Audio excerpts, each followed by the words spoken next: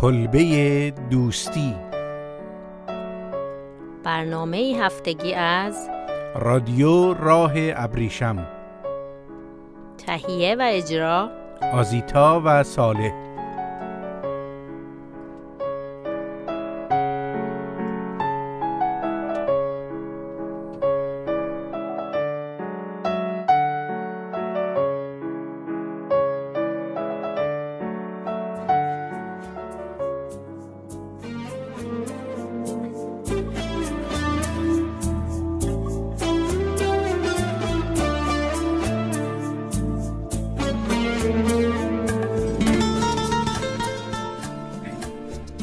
دست عشق از دامن دل دور باد، میتوان آیا به دل دستور داد؟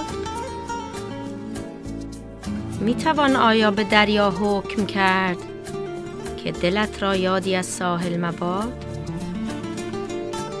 موج را آیا توان فرمود ایست؟ باد را فرمود باید ایستاد؟ آنکه دستور زبان عشق را بیگزاره در نهاد ما نهاد، خوب میدانست تیغ تیز را در کف مستی نمی بایست داد.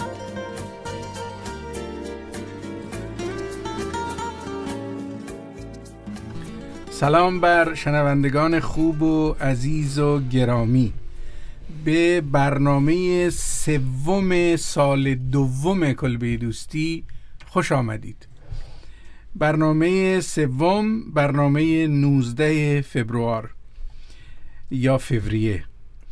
19 فوریه قبل و بعدش یک سری اتفاقاتی افتاده که ما سعی میکنیم که اشاره های کوتاهی به اونها همراه با مهمان برنامه بکنیم.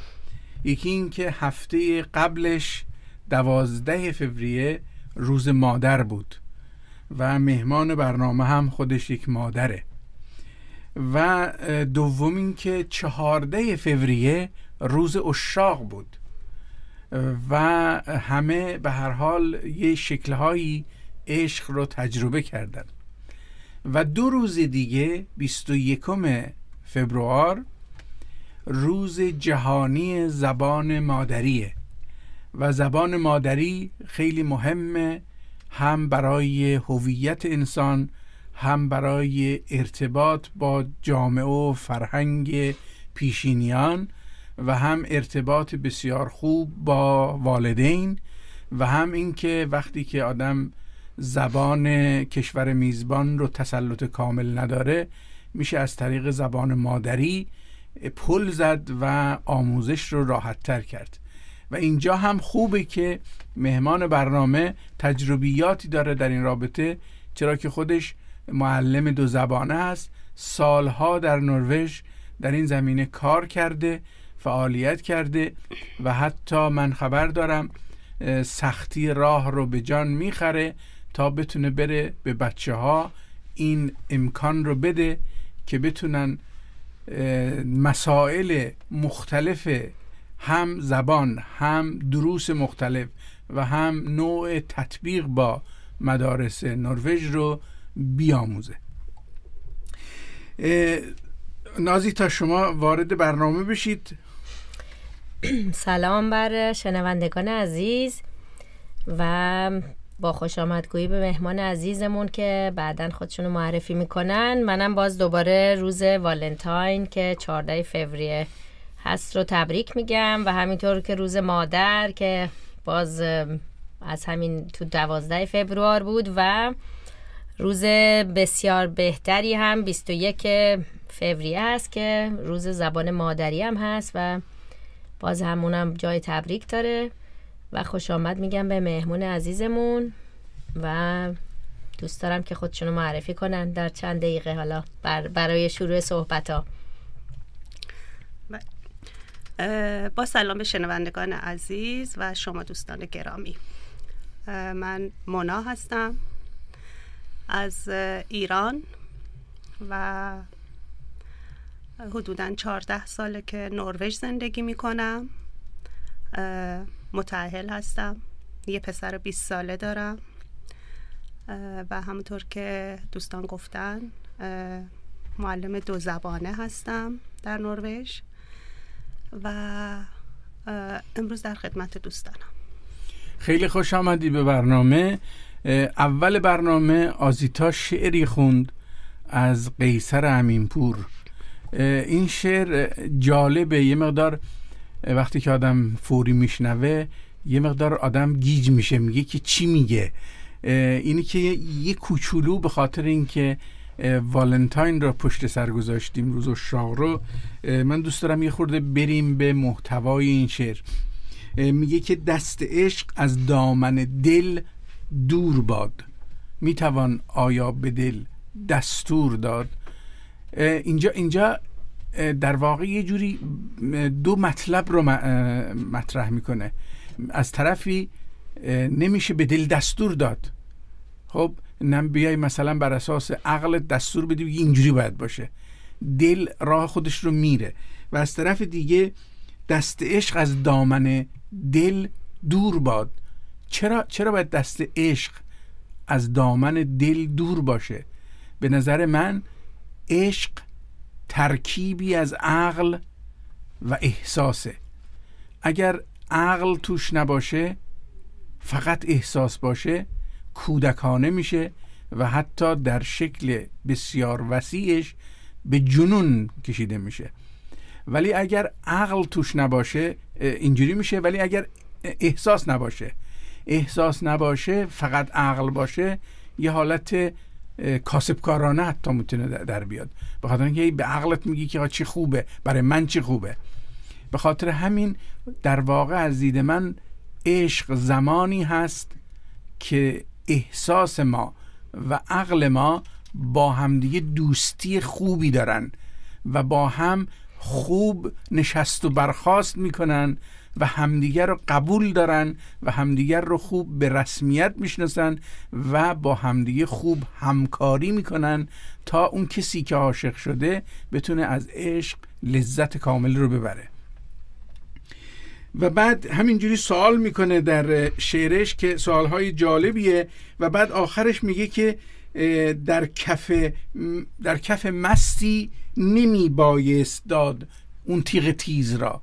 اینجا یه مقدار باز دوباره آدم یه مقدار گیج میشه، چرا عشق رو تیغ تیز میدونه؟ و البته باید تیغ تیز رو دست مست نداد، ولی عشق تیغ تیز نیست.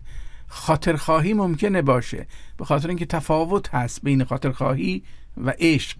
خاطرخواهی یعنی اینکه یک احساسی به وجود میاد، یک جرقه‌ای به وجود میاد که حتی من پیرمرد ممکن از جام تکون بخورم با دیدن مثلا یک خانم بسیار زیبا. ولی عشق نیست. این عشق زمانی که در طول زمان پیوسته داره هی میپزه، وقتی به پختن کامل رسید اون وقت میشه عشق. و این عشق رو دست هر کسی بدی این میتونه خوب باشه. به هر حال این گفتم که از این مقدمه بگذریم. ولی مونا، تو نظرت راجع به عشق و روز والنتاین چیه؟ روز خیلی قشنگه برای عشاق واقعی. عشق خیلی تعریفا داره. من با یه چیزاییشو با شما موافقم، یه چیزاییشو نه.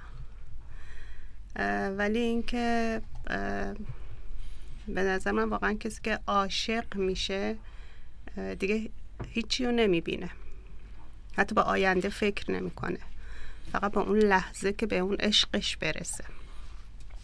خاطرخواهی شاید توی ذره تو سنین بالاتر اتفاق میفته. از یکی آدم خوشش میاد، عقلو میاره، دلم میاره، بعد حالا سبک سنگین میکنه اینا. ولی وقتی که اگه یه نفر یعنی تو جوونا اون حالتی که یه دفعه قلب شروع میکنه به زدن و بدن گرم میشه و دیگه به هیچی فکر نمیکنه جز که یار رو ببینه، حالا به هر صورتی باشه.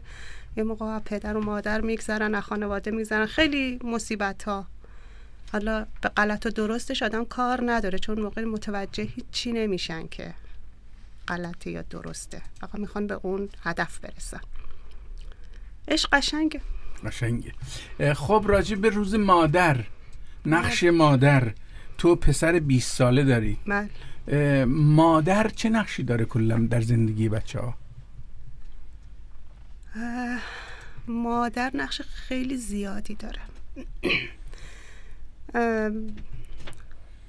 مادر تنها آرزوش اینه که خوشبختی بچه هاشو ببینه. تنها آرزوش اینه که وقتی که میخندن انگار دنیا رو داری. وقتی احساس میکنی که ساکته، یه ذره ناراحتی، انگار تمام غم دنیا تو دلته. به نظر من مادرم خیلی تعریف زیاد، یعنی نمیشه، خیلی اسم حجیمیه مادر. من چون مادرم رو از دست دادم و با اینکه خودم الان یه مادرم، سنم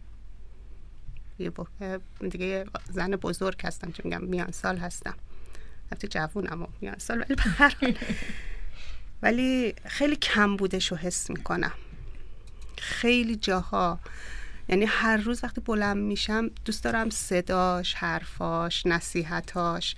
خیلی جاها احساس میکنم چرا نیست ازش بپرسم راجع به هر چیزی.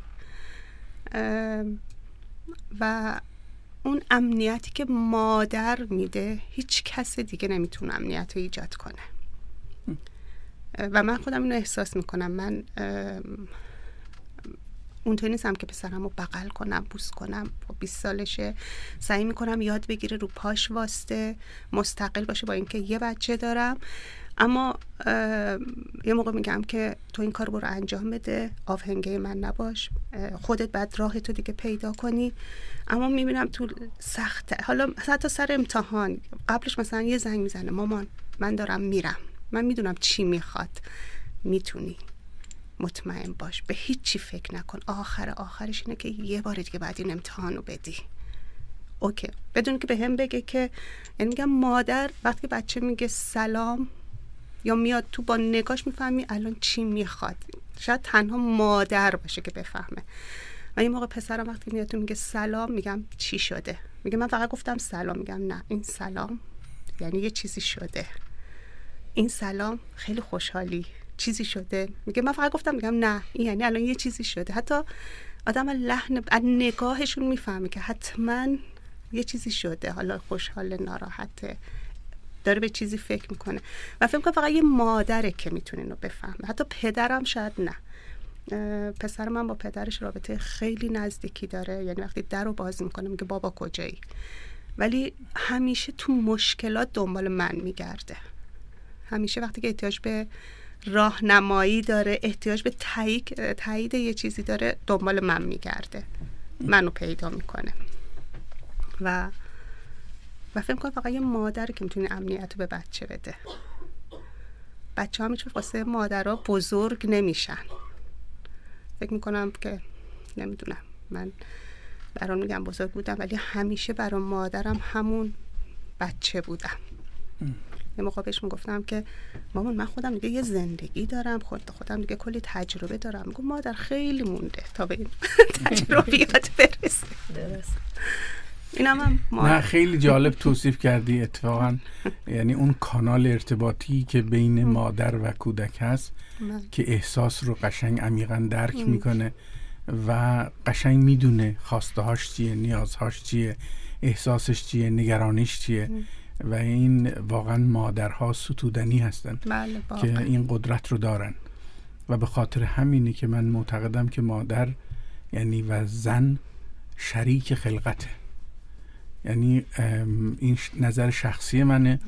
من میگم وقتی که خدا آدم رو آفرید، بعد دید که نه این ناقصه، بعد رفت سراغ حوا رو آفرید. وقتی حوا رو آفرید دید عجب عظمتی داره این، خودش هم باورش نمیشد که چی آفریده. بعد اون موقع گفت که تا حالا قرار بود من تنها خلقت انسان به عهده‌ام باشه، حالا چون تو اینقدر خوبی، اینقدر عظیمی، حالا تو بیا با من شریک شو. حالا انسانها رو مادرها و خدا با هم خلق میکنن. بسیار عالی. خب تو گفتی که 14 سال نروژ هستی. یه مقدار راجع به ایران حرف بزن. چی کارا کردی تو ایران؟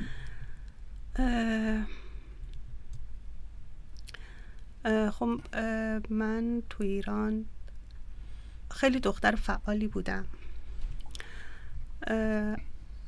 خیلی دختر اجتماعی بودم.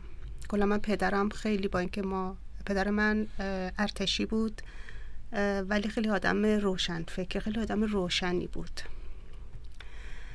و ما این اجازه رو داشتیم که تو جامعه راحت فعال باشیم. هیچ وقت به ما نمیگفتش که اینجا نرین، این کارو نکنی، یا خیلی مرد بزرگی بود پدرم. و من یادم خب تو مدرسه دختر فعالی بودم، شیطون بودم. بعد از 18 سالگی شروع به کار کردم. بعد 19 سالم بود که وارد دانشگاه شدم. درس خوندم و سامدیدی هم کار میکردم و هم درس میخوندم. بعد ازدواج کردم که سال آخر دانشگاه بود و من و هم شوهرم با هم درس میخوندیم و هم با هم کار میکردیم. سنی هم نداشتیم. من 23 سالم بود، 24 سالم بود که ازدواج کردم و ولی دوتایی از اول خیلی دوست داشتیم مستقل باشیم، روی پامون وایسیم، هیچ وقت به خانواده ها تکیه نکنیم و همینطور هم بود. من لیسانس حسابداری داشتم ایران و 13 سال حسابداری کار کردم تو سطح بالا، یعنی رئیس حسابداری بودم. کارمو خیلی دوست داشتم، ارتباطی که با مردم داشتم خیلی دوست داشتم و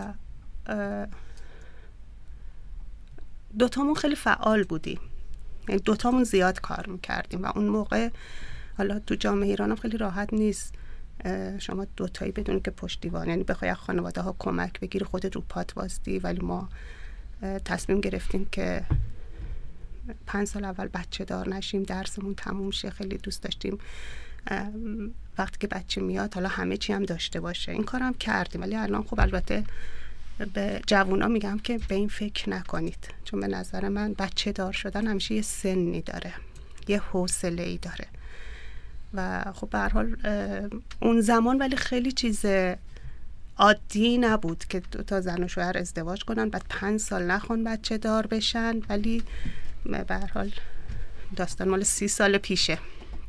ولی ما این چیز داشتیم که خونه داشته باشیم، اینو داشته باشیم، بعد بچه دار بشیم. خب اینا هم شد. ولی الان وقتی بهش فکر میکنم میبینم که خونه، ماشین، همه چی میاد ولی بچه چیز مهمیه. مخصوصا که آدم تو جوونی داشته باشه. اینه که به جوونا میگم، این موقع میگم خیلی اشتباهه، این کارو نکنی. توصیه میکنی؟ اینو توصیه حتما بهشون میکنم. ولی دختر اجتماعی بودم.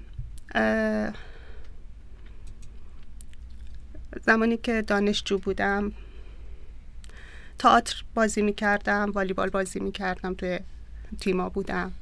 خیلی دختر فعالی بودم.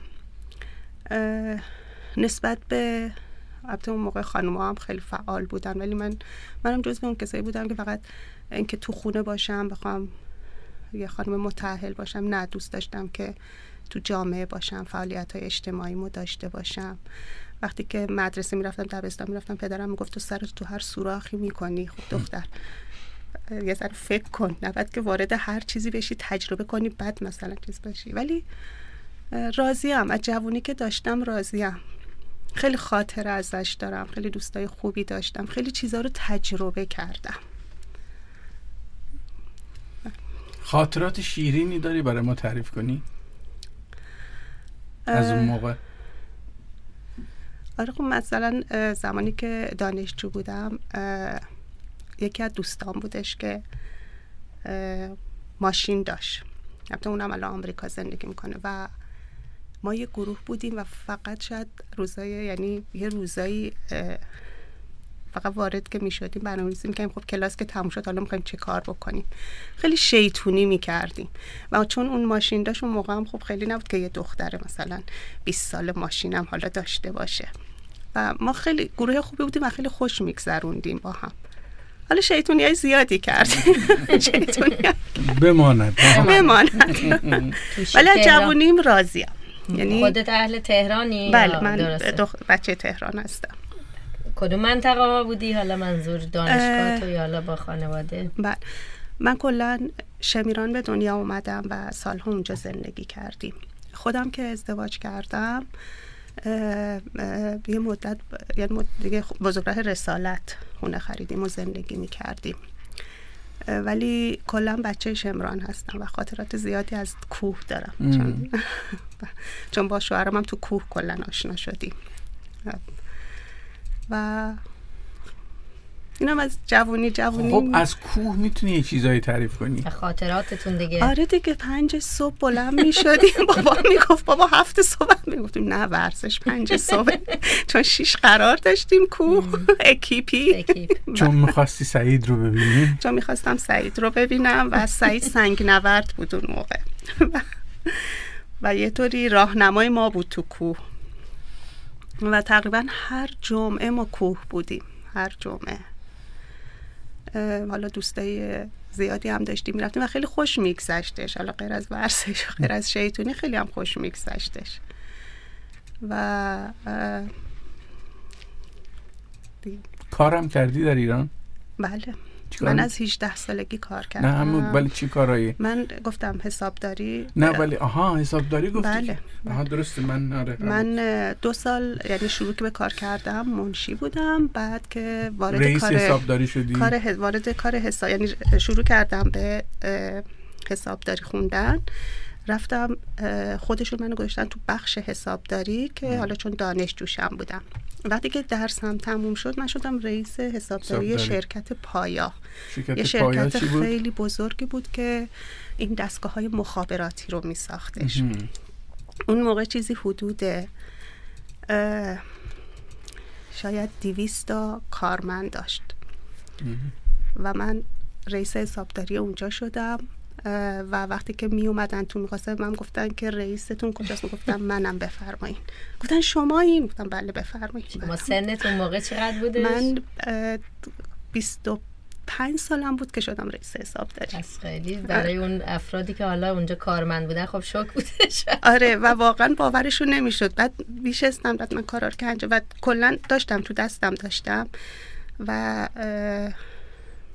روزی که استعفا دادم یعنی قیافه رئیسم هنوز تو ذهنم دارم که خودکارشو کوبید، گفت فقط باید بگی چرا و الان نمیخوام صحبت کنم، برو باز فکراتو بکن.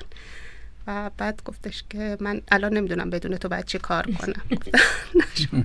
ولی به این دلیل بود که اطمینانی بود که بهم داشت و اینکه من خیلی با مردم خوب کار میکردم. همیشه یه طوری نمیدونم هیچ کسی نبود که ناراضی باشه.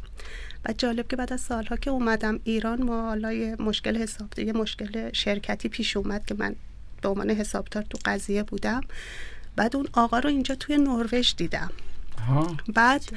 بعد گفتش که گفتم شما چقدر آشنایی؟ گفت بله خانم دهقانی. شما منو گفتم بله شما.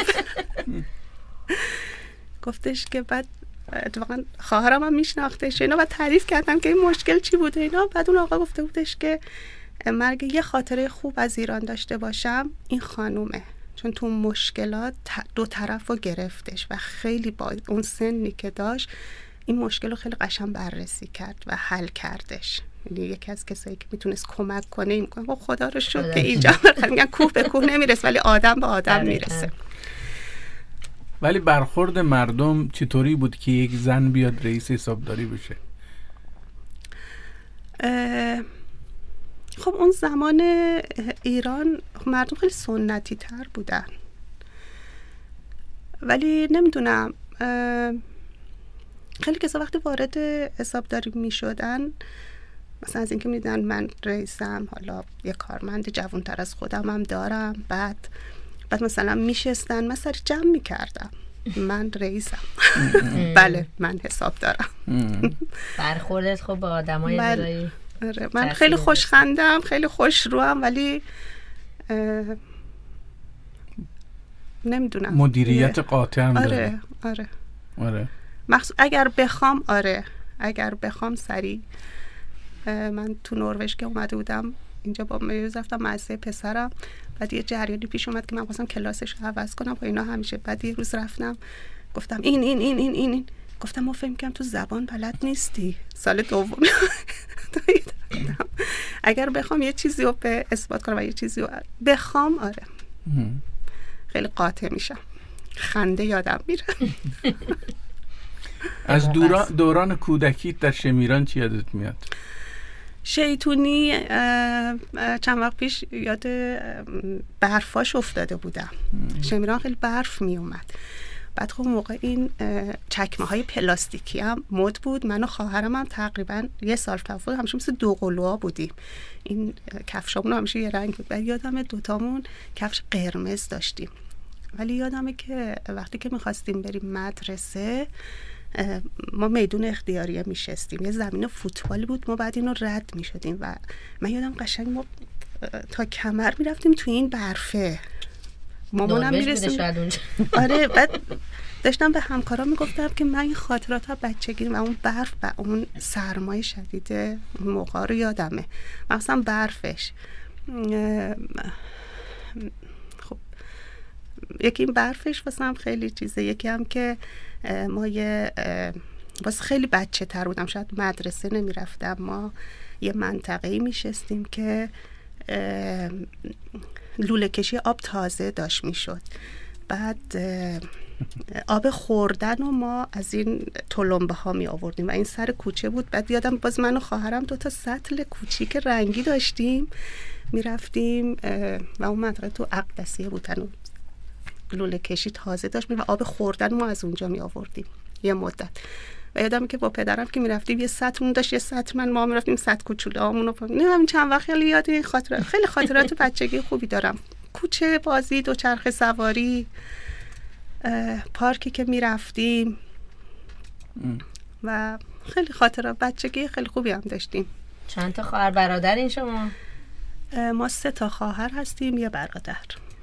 بعد خواهر برادرها ایرانن، این اطرافن؟ نه، من یه خواهرم که اینجا هستش، یه خواهرم استکهلم هستش و برادرم آلمان هستش. خیلی خوب. حالا به قول معروف تو ایران خب ازدواج کردی، بعد بچه دارم که تا چند وقت نشدی، ولی با بودن بچه چجوری بود اون موقع؟ مثلا کارمند بودی یا دانشجو بودی؟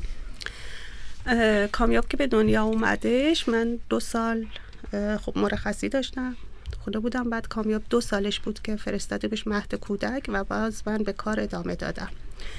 و بعد از حالا چون پای استفاده داده بودم توی شرکت حمل و نقل خارجی دوباره شروع به کار حسابداری کردم، باز رئیس حسابداری بودم و این بار بیشترین کسایی که باهاش سر و کار داشتم راننده های ترانزیت بودش. اونم خیلی جالب بودش. اونم دیگه خیلی جالب. اونجا پس خاطراتتونو بگین. آره اونم خیلی جالب بود. خیلی برام احترام قائل بودن، یعنی نمیدونم یه طوری همشون پدرام بودن. همشون خیلی ارتباط خوبی داشتم باشون، با اینکه آدمای خب به هر حال از سطح به هر حال راننده و حسابداری اینا، ولی خیلی آدمای خوبی بودن. از همشون خیلی خاطره وقتی که وارد دفتر میشدن میشستیم پای حساب کتاب و حالا کارا و چک و این چیزا، ولی خیلی برام احترام قائل بودن. نمیدونم یه طوری لذت میبردم از این احترام که برام قائلن. یه مقدارم نمیدونم احساس میکنم واقعا مردمان ایران شاید هیچ جای دنیا ما نتونیم پیداشون کنیم از نظر رفتار احساسی. مردمان واقعا مهربونی داریم و مردمانی هستن که نمیدونم اونجا آدم هیچ وقت احساس تنهایی نمیکنه، هیچ وقت احساس شاید بی کسی نمیکنه، همیشه یکی هست که آدمو حمایت کنه. نمیدونم احساس خوبی بهت میداده. آره. بعد اونجا چند سال کار کردی؟ بعدش آیا اومدی نروژ یا؟ من 3 سال اونجا کار کردم، بعد از 3 سال اومدم نروژ. اومدن نروژت یه جورایی تصمیم همه یعنی با خانوادت بود یا به چه شکل اومدی؟ حالا اون زمان یه شرایطی توی زندگیم پیش اومد که تصمیم گرفتم بیام بیرون.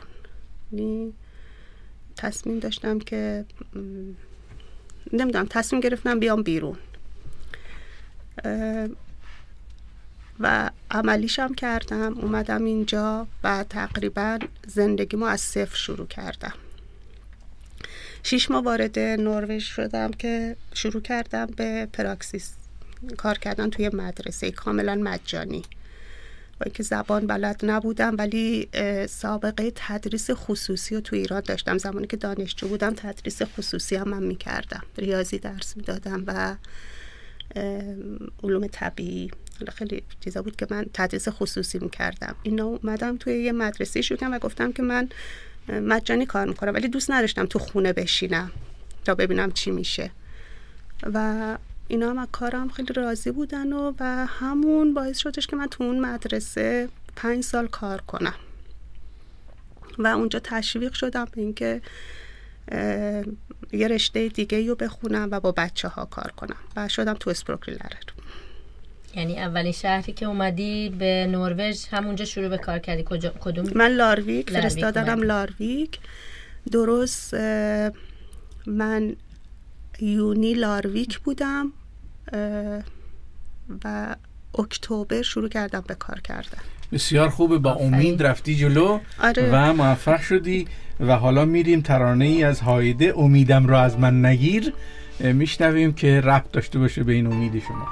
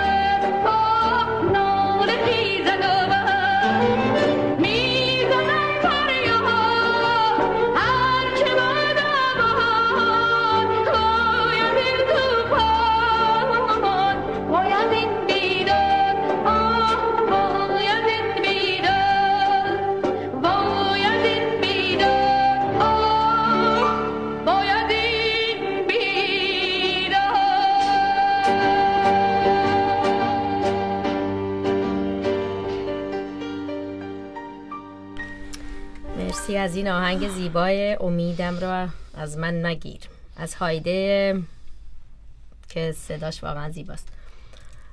مونا جان حالا برگردیم دوباره به لارویک. شما ورودت به لارویک بود، بعد اونجا بعد از چند ماه شروع کردی به کاری که حالا در اصل داوطلبانه بود دیگه، حالا میشه بهش گفت یه کارآموزی بود. اونجا اومدی چجوری دیدی لارویک و آدماش و فرهنگ اینجا رو، نروژ رو در کل به چه شکل دیدی؟ لارویک خب یه شهر خیلی کوچیکی بودش. وقتی که من از اسلو فرستادنم اونجا با قطار با خواهرم رفتیم. این خواهرم هم همراه اومد که بفرسته چون اونجا زندگی میکردش بعد توی اسلو. بعد من هر شهری رو رد میشدم گفتم اینجا هم نیست، من خیلی دارم از تو دور میشم. میگفت خب خواهر منم اولین باره دارم میام کجاست میرسی. خلاصه خیلی شهر رو رد شدیم و بیشتر میرفتم تو خودم، وای خیلی دور شدم، واقعا دیگه دارم غریب میشم.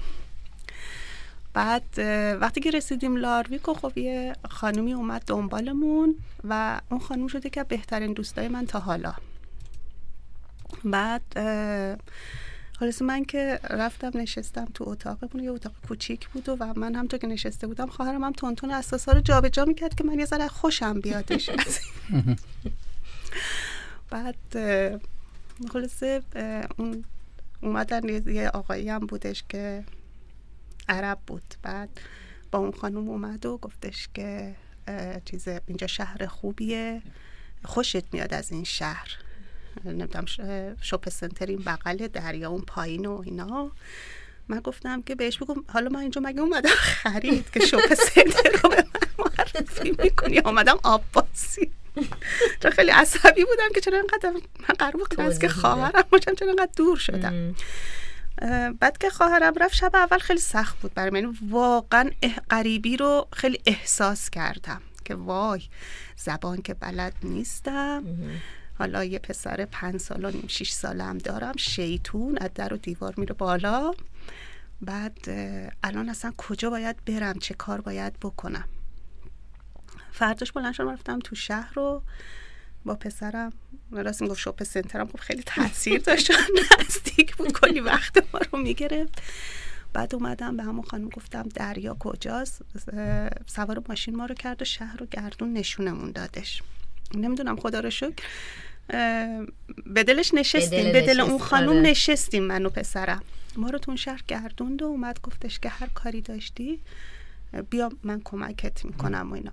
خلاصه ما هر روز کارمون تابستون بود، ما رفتیم لارویک، ما هر روز کارمون این شده بود. من بالا میشدم یه غذای آماده میکردم، پسرمو ور میداشتم از بالای شهر میرفتیم پایین شهر، یه تقریبا 1 ساعتی پیاده روی داشت لب دریا. من میشستم اونجا، پسرم هم آب بازی میکرد دوباره ساعت 5 و 6 جمع میکردیم برمیگشتیم خونه. تقریبا تمام تابستون این کار ما شده بود. بعد یواش یواش اونجا با یه دختر ایرانی، من گفتن یه دختر ایرانی هم اینجا زندگی میکنه، با اون آشنا شدم. خب وضع بهتر شد، ولی تو اون قسمتی که زندگی میکردم با یه خانومی که مغولستان اومده بود، یه دختر جوانی بود که اونم یه دختر همسن پسر من داشت، با اون آشنا شدم. زبان همون نمیفهمیدیم ولی زبان اشاره، با همین زبان اشاره ما خیلی ارتباط خوبی با هم پیدا کردیم و بچه‌هامون با هم بعد هم کلاس شدن و هم بازی شدن. و یه طوری یه موقع مثلا من شب دلم میگرفت میرفتم در اتاق اونو میزدم، یه موقع تو بغلش های های گریه میکردم، یه موقع اون نصف شب میاد در اتاق منو میزدم با دخترش میگم ما ترسیدیم، میومد پیش ما میخوابید. ما خیلی ارتباط خوبی با این پیدا کردیم.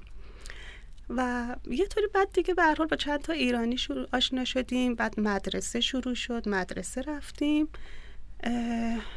بعد یه دفعه گفتن خب اونایی که جواب ندارن نمیتونن مدرسه برن. ای وای، حالا نصف کار زندگی ما رو این مدرسه پر میکردش. حالا به هر حال من اونجا با یه سری آشنا شدم و همونطور یه روز یه خانومی که نروژی بود رفتیم فروشگاه، گفتم من دنبال کار میگردم، میخوام کار کنم، نمیتونم تو خونه بشینم. اونم از همکارش پرسیدش که تو مدرسه کاری داری برای مونا؟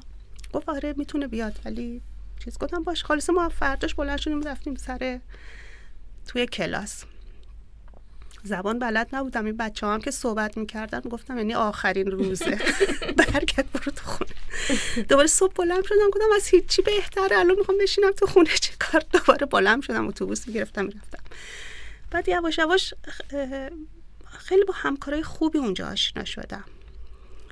خیلی محیط خوبی بودش. هنوزم با خیلی هاشون در ارتباطم. نمیدونم، خدا خیلی دوستم داره. یعنی من همیشه میگم که خدای مرسی خیلی دوستم داری. همیشه با گروه‌هایی برخورد کردم که دوستم داشتن و منم خیلی دوستشون داشتم. کلا من عاشق مردمم. کلا مردم همه رو خیلی دوست دارم. احساس میکنم همه یه طورایی به هم محتاجیم، همه یه طورایی واسه همین. بعد خلاصه اونجا دیگه شد 5 سال کار کردن. به من گفتن تا منتظر مدارکت بشی که بیاد اینجا گوشنت بشه. مدیر مدرسه من گفتش که تو خیلی خوب تو کلاس با بچه‌ها کار میکنی، مثلا خب ریاضی و با اینکه تو زبان بلد نبودی ولی ما خیلی تونستی همکاری خوبی داشته باشی. خب من نمیتونستم به من حقوق بدن ولی خودشون کلی نامه نگاری کردن که چطوری میتونن به من حقوق بدن، چون میگفتن این داره مثل یه نفر که معلم اینجا واسه ما کار میکنه. بعد منم خیلی راضی بودم. مثلا یادم بودم که خیلی از دوستان میگفتن که مثلا فردا میگفتم نه من صبح بعد برم سر کار، میگفتن کار چی؟ مگه تو؟ میگفتم آره من خیلی سر کار میرم. بعد منو با خودشون دیگه تو همه چی شریک میکردن. من با خیلی ها که صحبت میکنن میگن نروژیا آی سردن، آی فلانن، اینا اصلا با ما نمیخوان. آره خیلی هاشون آدمای فرهنگشون با ما نمیخوره، اما خیلی هاشون هم نه اینطوری نیستن. تجربه های خوبی چطوری ببینشون، چطوری باهاشون ارتباط برقرار کنی. درسته. ولی من همکارای خوبی داشتم، الانم همکارای خوبی دارم. یکی از علتی که روزی 1 ساعت رانندگی میکنم میرم محل کار قدیمم همکارام هستن که روزمو باشون میگذرونم. هر مشکلی باشه اونا با من صحبت میکنن، من با اونا صحبت میکنم. تو خیلی کارا با هم همکاری داریم و محیط کاری خوبی دارم. خیلی عالی. پس شما تنها بودی با پسرت، بعد همسرتون که بهتون پیوست؟ حالا اونم داستانش طولانیه ولی بعد از 4 سال اونم تصمیم گرفت که بیادش و بعد از 4 سال اومدش. به هر حال چون الان حدوداً 10 ساله که نروژ هستش ولی 4 سال به هر حال ما دور بودیم از هم، یعنی من و پسرم اینجا تنها بودیم. بعد برای پسرتون حتما یه مقدار به قول معروف هم حتما که شادی آور بوده ولی یه خورده مثلا شاید عجیبم بوده باباشو بعد از چند سال. پدرم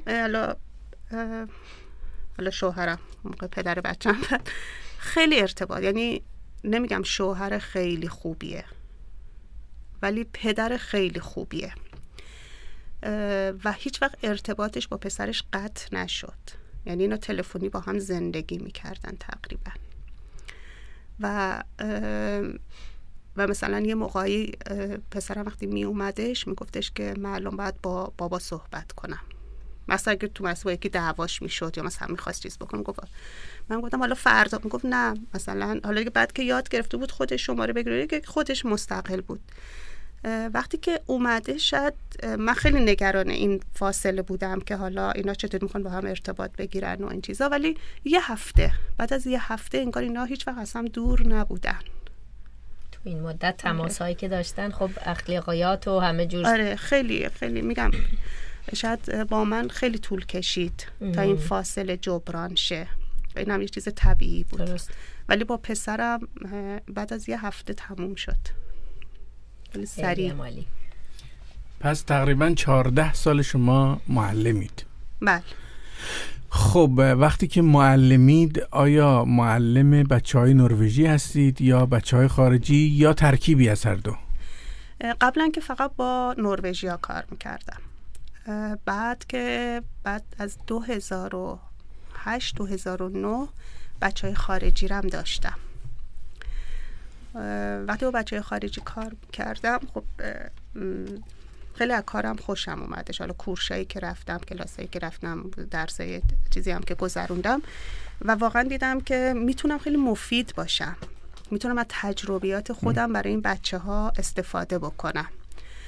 و از 2008 2009 هست که فقط دیگه تو اسپروکر با بچه‌های خارجی کار میکنم. خب اون وقت این بچه‌هایی که هستن ایرانی و افغانی هن دیگه شما کار میکنین؟ بله بیشتر از افغانستان هستن. بیشتر افغانستان بله. هست. من در رابطه با یک پروژه‌ای تحقیقاتی میکردم، اومدم مدرسه‌تون. بله. از جمله با تو مصاحبه داشتم. تو یه جمله‌ای گفتی که من هنوز یادمه، گفتی که من مثل مادرم برای این بچه‌ها و به من مثل مادر نگاه میکنن. یه خورده اینو بشکاف، چی جوریه این؟ بچه‌ای که میان خب از خانواده دورن و در تو بچه خارجی اول بگم که من فرهنگ اونا رو میشناسم، نروژیا نمیشناسم و این کلید موفقیت منه. خیلی موقع مشکلاتی که پیش میاد بین معلم و لرر، من بهشون میگم ببین نه اینکه اون الان به تو بی احترامی کرده، این الان فرهنگه، این اینطوری یاد گرفته، سیستم اونجا این بوده. این خیلی کمک میکنه تو کار من و اونا خیلی راضی هستن. میگم ما الان فهمیدیم، سوء تفاهم نشد. و من احساس میکنم وقتی بچه‌ها میان، من میگم اولین چیزی که اینا میخوان امنیته. اینا با یه زبانه، خب پدر مادرشون اینجا نیستن، تنها، مشکلات، بعد حالا یه زبان با یه سیستم جدید، خیلی چیزا واسهشون جا نمیفته. من اول به اونا امنیت رو میدم. یعنی وقتی که بهش میرم میگم که میدونی من یه پسر دارم، مثلا یه همسن شماست، یه چند سال از شما چیزتره، مثلا منم میدونم پسر منم این حالت رو داره، یا من میدونم الان تو خسته ای، چه کار کردی دیشب، چون من این مشکل با پسر. و سریع احساس میکنم اینا شروع میکنم با من درد و دل کردن. و خیلی موقع داشتم شاگردایی که خیلی چیزای خصوصی رو دنبال من میگشتن که با من در ارتباط بذارن، با من صحبت میکنن. و یه موقع من کمک میخواستن، به نظر تو ما الان باید چی کار کنیم؟ و اون موقع نقش معلم رو نداشتم، احساس میکردم پسرم نشسته، حالا باید راهنماییش بکنم چی براش بهتره. حالا یه موقع هم خب سیتواشون اونا، این یه ذره موقعیت اونا خب فرق داشت با موقعیت پسر من یه جاهایی. حالا یه موقعی از اون چیزای روانشناسی هم که یاد گرفته بودم تو کارم استفاده میکردم. خب یه سری از شاگردان شما که من در اون دبیرستانی که شما تدریس میکنی دیدم که کودکانی هستن زیر 18 سال و بعضی هاشون حتی بالای 18 سال که بدون پدر و مادر و تنها اومدن و اینها از کشورهای مختلف هستن و یکی از کشورهایی که میان افغانستانه. و چون تو زبان فارسی حرف میزنی، برای اونها من فکر میکنم یه نقش ویژه‌ای داشته باشی. یه مقدار راجع به اونها، وضعیت اونها و نقش خودت برای اونها. خب میگم کاری که میکنیم به نظر من این که وقتی که چون بچه‌ای که میان خیلی هاشون مدرسه نرفتن از قبل و اینا خیلی از پایه ضعیف هستن. ما وقتی که راجبه حتی ساده ترین چیز جمع ضرب شروع میکنیم، من از پایه با اینا به زبان خودشون کار میکنم، سعی میکنم مثالایی که میارم به زبان خودشون چیزایی باشه که اینا تجربه کردن. و همیشه هم میگم به دلیل که اینا وقتی مدرسه نرفتن، ما نمیتونیم از کلاس 8 شروع کنیم، در حقیقت 7 سال و اینا کم دارن. من خیلی سعی میکنم از پایه با اینا شروع بکنم، اما خیلی خلاصه. یا اگر که حالا ریاضی که داستانش جداست و یا اگر که دروس اجتماعی سامپوزواگ باشه، مثلا اگر راجع به جنگ جهانی دوم، خب اینا خیلی چیزا رو اصلا نشنیدن. بعد من میشینم تاریخ، حالا چون خودم تاریخ دوستم، مثلا میگم میدونید مثلا اینطوری شده اینطوری شده اینطوری شده، میگن کی مثلا یکی از چیزاش 2011 اتفاق برجای دوقلو.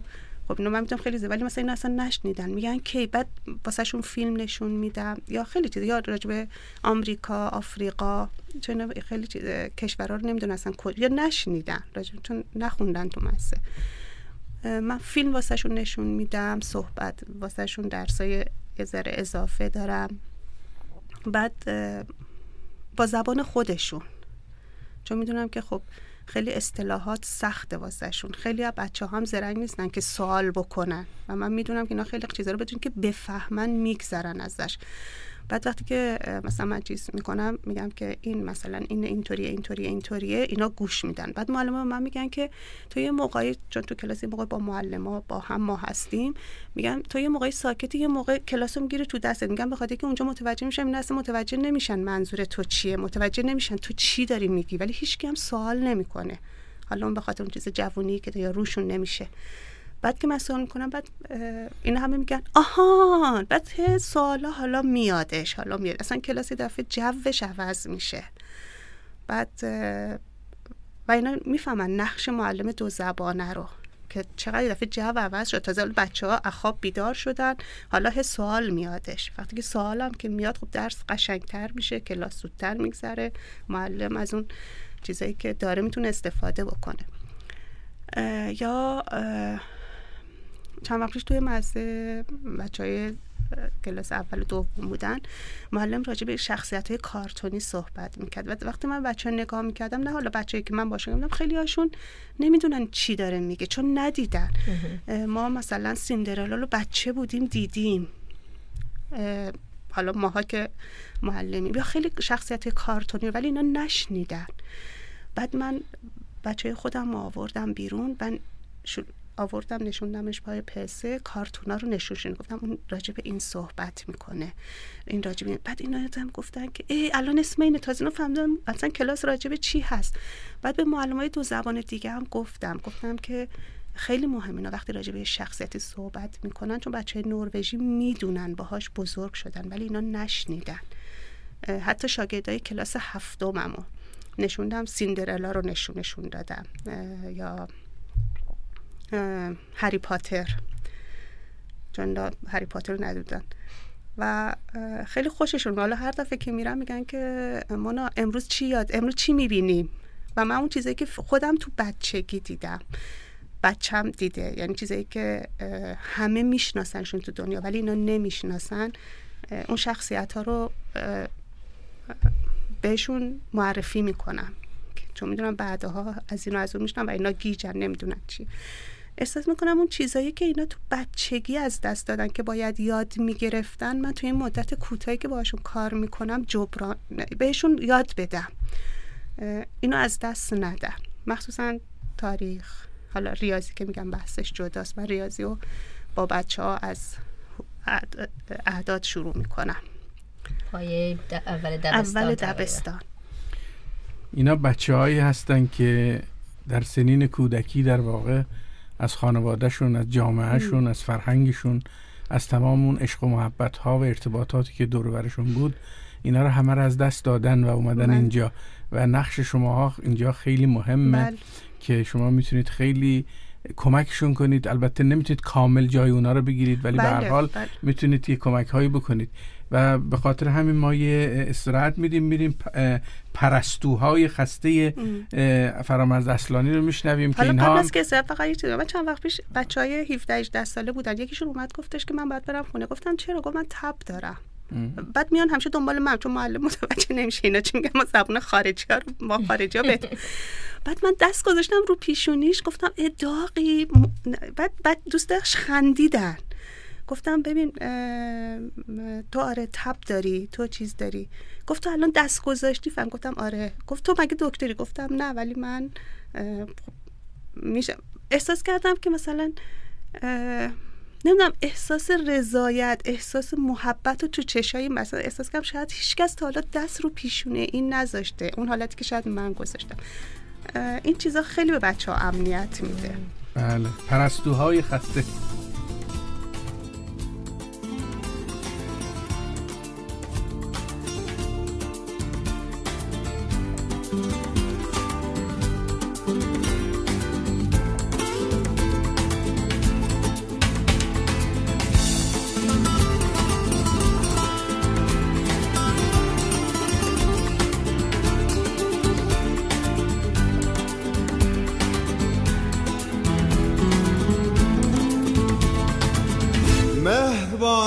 گوش کن گویی هیچ کس یاد پرستوها نمی افتد. کوچه ما دیگر نبا فصل است، فصل هم دیگر به باغ ما نمی افتد. ای پرستوهای خسته سرزمین پاکیم کو، این خیابان ها غریبند کوچه های خاکیم کو. ای پرستوهای خسته سرزمین پاکیم کو، این خیابان ها غریبند کوچه های خاکیم کو.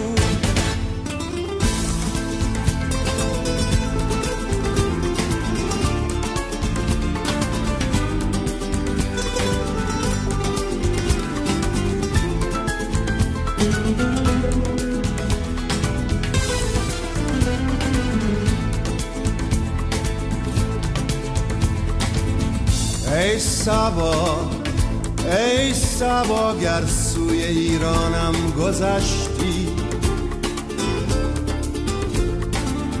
خاک آن را غرق بوی نسترن کن.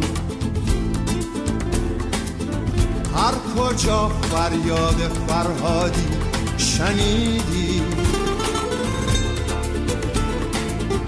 یاد شیرین دل تنهای من کن.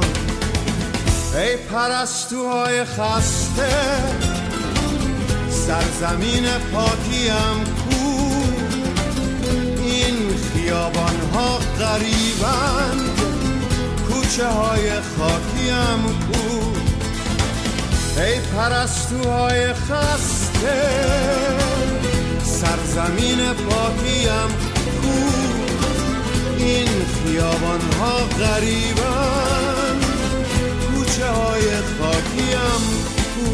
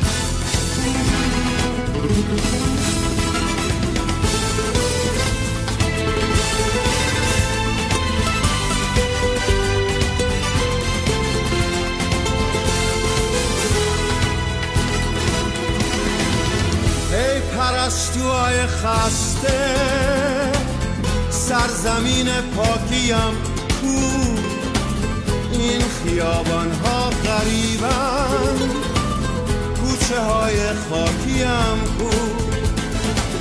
ای پرستوهای خسته سرزمین پاکیم کو، این خیابان ها غریبند کوچه های خاکیم کو.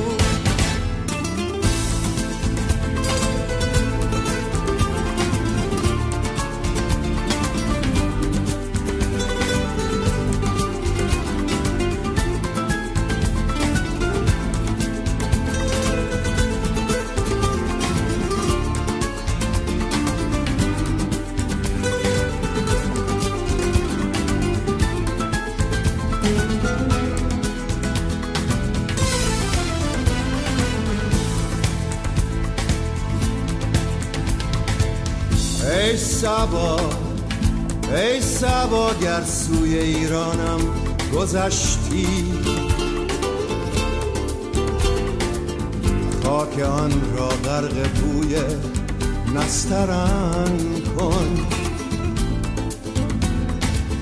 هر کجا فریاد فرهادی شنیدی، یاد شیرین دل تنهای من کن. ای پرستوهای خسته سرزمین پاکیم کو، این خیابانها غریبن کوچه های خاکیم کو. ای پرستوهای خسته سرزمین پاکیم کو، این خیابانها غریبن کوچه های خاکیم کو، کوچه های خاکیم کو، کوچه های خاکیم.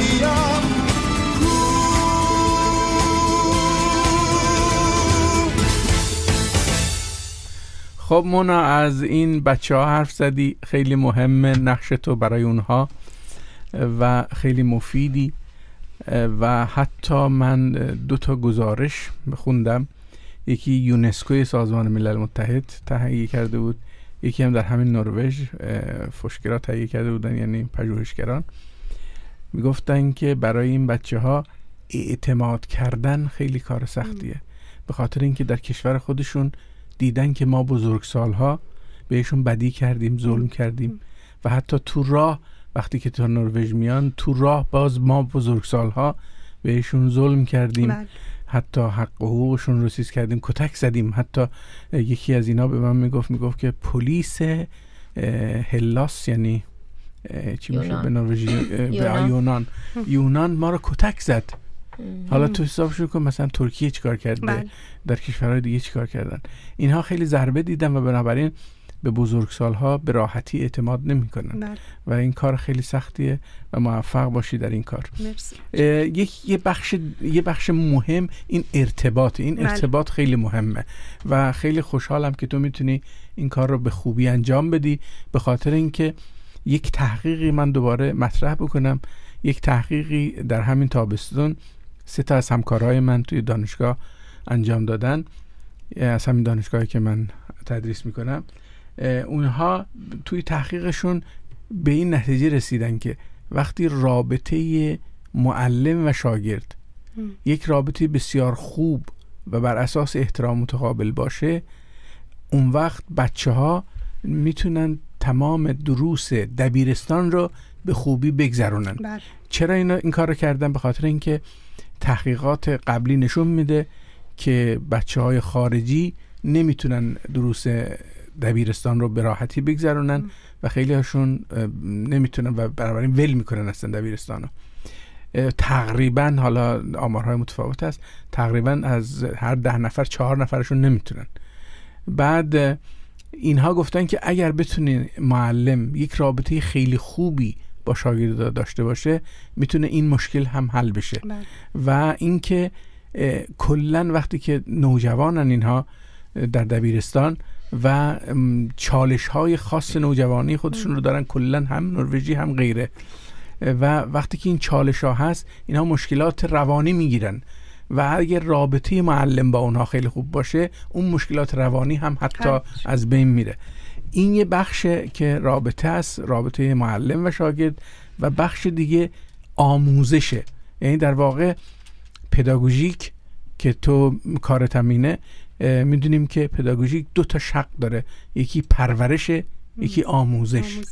اون پرورش یعنی در رابطه همون رابطه ها، یعنی احساس کردن ها، یعنی این که وقتی میگه تب دارم تو دستتو بذاری رو پیشونیش و این اعتماد رو بهش بدی و این حس رو بدی که من تو رو میبینم، تو رو به حساب میارم، به حرف تو گوش میدم. اینا پرورشه. و آموزش، حالا 2 روز دیگه سالگرد زبان مادریه، روز جهانی زبان مادری. زبان مادری به غیر از این که برای هویت انسان خوبه، و به غیر از این که میتونن بچه ها از طریق این زبان با مادر و پدرهاشون بتونن ارتباط بهتری بگیرن.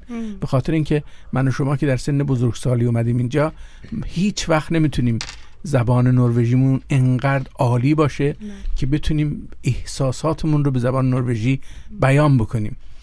و به خاطر همین خیلی خوبه که ما با بچه‌هامون کار کنیم که بتونیم یک زبان مشترک احساسی داشته باشیم، چون ممکنه اونا احساسشون نروژی باشه بعد احساس ما ایرانی، بعد اون وقت با هم بیگانه میشن.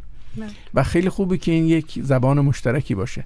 و بعد مسئله بعد که تو در مدرسه دیدی اینی که همون که تو گفتی من میام اینا رو توضیح میدم، درس مثلا ریاضی رو توضیح میدم، و اینی که این یعنی یک آموزش دو زبانه که میای همون محتوای درسی که نروژی میخواد یاد بگیره همین رو به زبان خود شاگرد توضیح میدی تا بفهمه چه خبره و تا بتونه مطالب رو یاد بگیره. حالا در رابطه با آموزش زبان مادری و اهمیت زبان مادری در همه زمینه‌ها، هر تجربه‌ای داری از 14 سال آموزشی که داشتی یه مقدار برای ما تعریف کن. همونطور شما گفتی خیلی مهمه که بچه ها به زبان خود، مثلا یه چیزی هم بود که ما سانفوسفاک علوم اجتماعی داشتیم، مثلا راجع به دشت، دریا، آتش فشان. من حالا بیشتر با بچه افغانی کار میکنم، قبلش میگردم مثلا اگه راجع به دشت معروف تو افغانستان، اگه راجع به حالا خیلی چیزای دیگه من میگم تو کشور خودشون یه نمونه میتونم پیدا کنم. چون مثلا دشت، اینجا دشت معمولا بالای کوهه. وقتی معلم میگه که اینجا مثلا ما میریم دشت بالای کوهه، یه زمین اینطوری هستش، خب ما تو افغانستان همچین چیزی رو نداریم. مثلا من میگم مثلا شما این دشته مثلا اونجا تو ایران یا تو افغانستان این حالته، اینجا مثلا جغرافیاش یه طوریه که اینطوری، بعد با عکس بهشون نشون میدم.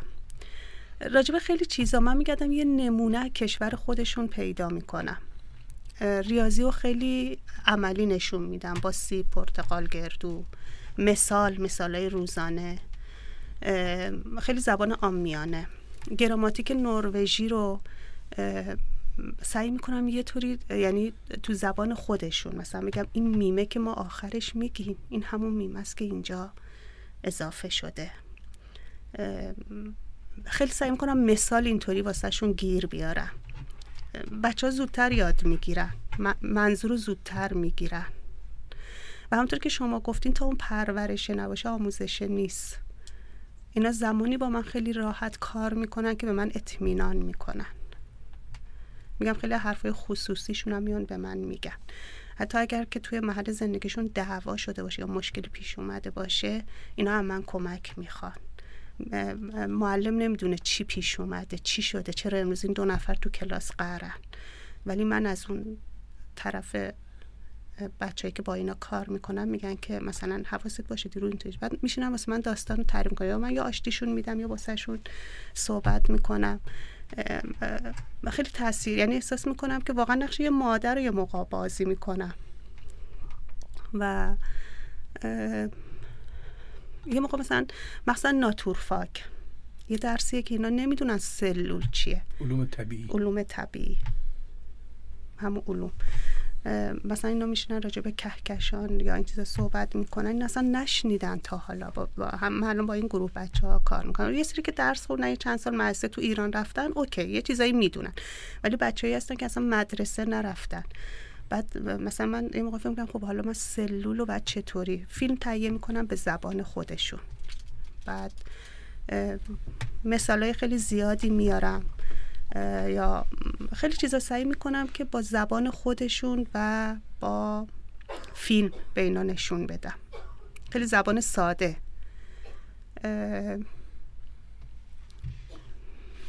این کارتون واقعا جالبه اینطور که میگی. خب در اصل هیچی تجربه‌ای ندارن، جایی ندیدن، نشنیدن و واقعا اینا رو توی مدت کمی بخوای مثلا به اینا آموزش بدی، مدت کمی که اینا میخوان اصلا مدرسه نرفتن، بعد درس 1 سال یا 2 سال میخوان تمام این 10 سالو بخونن که برن ویدر گنده. من پارسال یه سری بچه‌ای بودن که حالا وارد ویدیو گنده داشتم، اونا رو داشتم. بچه‌ای بودش که ریاضیشو باید 2 میشد تا بتونه بره مرحله بعد و نمیتونست. حالا من کمک خواستن و وقتی که من خب چند سال مدرسه خارجی رفته بود ولی خیلی نشو باش کار بشه، من شروع کردم به معلمش گفتم من همه کتابو نمیتونم با این کار کنم، اما 50 صفحه باهاش کار میکنم که این حداقل اون 50 صفحه رو بفهمه. من شروع کردم دوباره از 1 2 3 از اینکه اصلا میدونی چرا این جمع میشه، جمع یعنی چی، علامت جمع، چون نمیدونست اینا رو. هیچ وقت نمیتونه 2 بیاره. ما 4 ماه وقت داشتش که حالا هفته 1 ساعت 2 ساعت من با این کار میکردم و 3 شد. بعد از پلا دیدم داره میدوه بالا و خیلی خوشحال گفت من 3 شدم، 2 هم نه. معلمش باشه و گفتم خب وقتی که این نمیدونه اصلا جمع هنو علامتش چی هستش به زبان خودش و اصلا چی میشه که اینطوری میشه، یا نمیدونه که محور اعداد چیه، منفی کجاست، اصلا موضوعش چیه، خب این چطوری میخواد تو ذهنش بمونه. و بهش گفتم خب همون 50 صفحه رو این مثلا تمام عمرش یاد گرفتش، حداقل تا کلاس 7 رو یاد گرفتش. ولی اینکه واقعا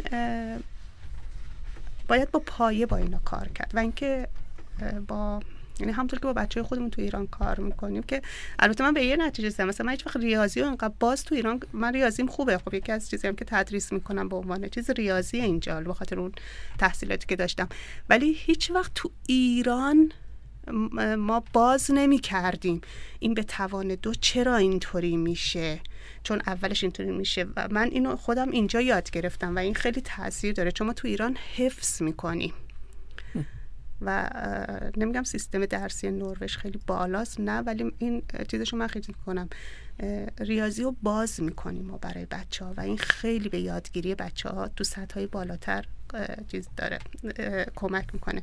و من همیشه میگم ما از نظر ریاضی تو ایران زرنگیم ولی حفظ میکنیم. قبلا در نروژ اینطوری بود که همه شهرها کودکانی که مهاجرن و یا پدر مادرشون مهاجرن برای اونها زبان مادری هم تدریس میشد. الان بعضی کمون ها قبول میکنن ولی بیشتر کمون ها قبول نمیکنن. کمون شما قبول نمیکنن؟ نه، لارویک قبول نمیکنه.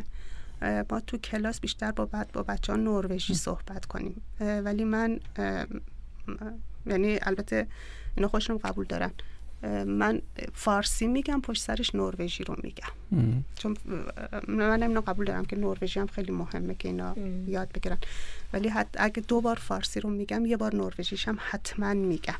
اگه به نروژی میپرسم سری پشت سرش فارسی میپرسم. بله، آموزش و پرورش به هر حال خیلی امر مهمیه و در واقع پایه است. اگر آموزش و پرورش کشوری خوب باشه اون کشور حتما خوب خواهد شد و اگر آموزش و پرورش بد باشه اون کشور حتما وضعش خرابه. و به خاطر همین رادیو راه ابریشم هم در نظر گرفته که یک برنامه کوتاه 5 دقیقه‌ای هر روز داشته باشه راجع به آموزش و پرورش. آموزش و پرورش یعنی چی؟ و از اول فروردین 1396 پخش خواهد شد. شما هم دنبال کنید و پیشنهادهایی هم اگه دارید حتما بدید. خب ما داریم به پایان برنامه میرسیم ولی خوبه که راجع به کلبه دوستی هم حرف بزنیم. حالا شما از کلبه دوستی چه خاطراتی داری؟ چه جوری عضو شدی؟ چه نظراتی داری؟ اینا رو بفرمایید.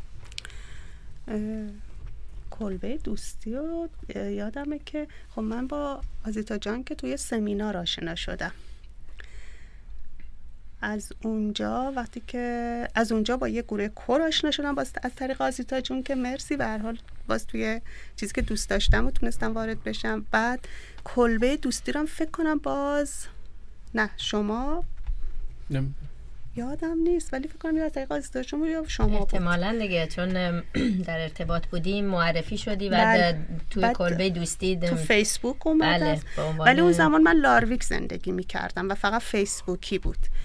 زمانی که اومدیم درامن کلبه دوستی هم جدید بود و فکر کنم گرد همایی دومش تو درامن بودش که ما هم خیلی جدید بودیم تو درامن ولی شرکت کردیم. بعد اسلو بود، فکر کنم 1-2 بارم اسلو شرکت کردیم و همچنان تو کلبه دوستی هستیم، دنبال میکنیم. قرار بود 28 من باز برای تو تقویم نوشته شده شرکت مراسم داشته باشیم. درست. حالا توی این مدت که عضو بودیم، خب من فکر نکنم خیلی فعال بودی یا حالا اومدی خوندی مطالب و اینا. به نظرت چجوریه کلبه دوستی؟ چی رو میخواد به مردم یا به قول معروف ایرانیایی توی نروژ بده، یا چجور دیدی این کلبه رو؟ کار قشنگی بود کلبه دوستی و هست. من فکر میکنم ما اینجا همه غریبیم، میخواد یه اجتماع ایرانی داشته باشه، آدم احساس غربت نکنه. غیر از این که من از طریق کلبه دوستی حتی تو فیسبوک با خیلی آشنا شدم. بعد تو چند تا شرکت که کردیم باز خیلی از دوستای دیگه پیدا کردم. اینطوری هم آدم دوستای زیادتری پیدا میکنه. همین که یه روزایی که واقعا نمیدونه چه کار بکنه، مخصوصا شنبه یک شنبه دیگه، چقدر بره شوپ سنتر، چقدر بره دنبال چقدر دیگه تور بره چقدر نروژی صحبت کنه. من دوستای نروژی خیلی خوبی دارم، رفت آمد دارم، ولی وقتی ایرانی صحبت میکنم انگار تو خونمم. اصطلاحاتی که به کار میبرم واقعا یه احساس دیگه ای دارم. وقتی هم تو رستوران ایرانی میشینم با ایرانی‌ها غذا میخورم، واقعا احساس میکنم تو ایران نشستم، تو یه رستوران دارم با هموطنانم غذا میخورم، صحبت میکنیم، همه چی آشناست، تکیه کلاما، درد و دلا، شکایت‌ها، دوستی، همه چی آشناست. تو چیز عجیبی توش نمیبینی. حتی مشکلات آشناست، تجربه داری. و پیشنهادی حالا داری مونا جان برای حالا میدونی که کلبه دوستی داره یک به قول معروف برنامه میچینه که بتونی ماهیانه یک گرد همایی داشته باشه. لزوما جشن نیست که مثل همین جشنایی که ما گرفتیم تا الان، یه چیز کوچیکتریه ولی بیشتر نظر اینه که گرد همایی ایرانیا باشه. حالا دیگه تو اون چند ساعت چه چیزهایی اتفاق میفته اونا رو دیگه آدم میتونه برنامه ریزی کنه. راجب اون نظر خیلی خوبیه و من تا اونجایی که تونستم اکتیو بودم، ولی یه موقعی واقعا زندگی سختی زندگی و کار طولانی و این چیزا نمیذاره آدم حتی بره فیسبوک چک بکنه، ولی تا اونجایی که تونستم اکتیو بودم. حتما تو اون گرد همایی شرکت میکنیم، خیلی هم خوبه. ما به هر حال پشتیبانی میکنیم از این گرد همایی‌ها. اتفاقات همیشه تو گروه‌های ایرانی چیز عجیبی نیست که میفته، ولی همیشه هم باید حلش کرد و ادامه دادش. مرسی از حضورت در برنامه، خیلی خوب بود، خیلی حرفای جالبی زدی، خیلی عالی بود. ولی آیا مطلبی بود که تو دوست داشتی راجع بهش پرداخته بشه و ما یادمون رفت؟ نه، چیزی به نظرم نمیرسه. پس خداحافظیامونو بکنیم. مرسی از دعوتتون و آرزوی موفقیت برای رادیو و برنامه جالبتون دارم. مرسی که اومدی، از تجربیات خیلی خوبت شنیدیم و بهره بردیم. موفق باشی و خوشحالیم که در پیشت بودیم و از شنوندگانم خداحافظی میکنم. ممنون از همه و ممنون از شنونده ها که به ما گوش کردن.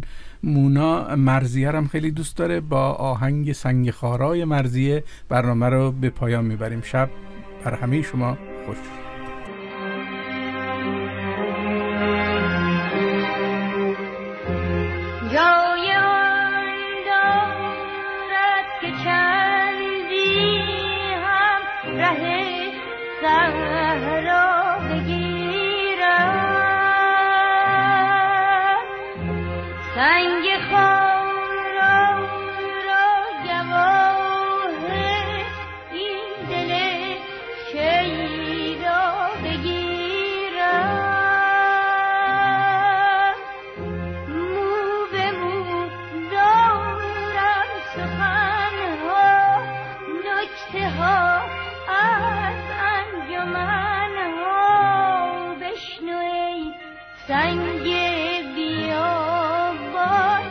بشنوی ای باد و باران، با شما همرازم اکنون، با شما دم سازم اکنون.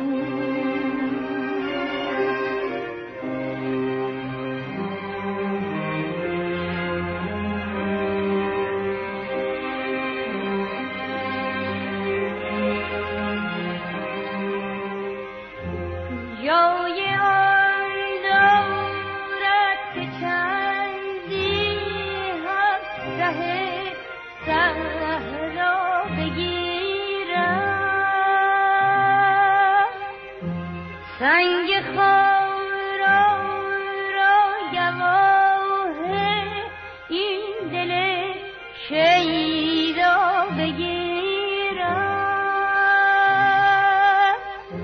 مو به مو دارم سخنها، نکته ها از انجمنها.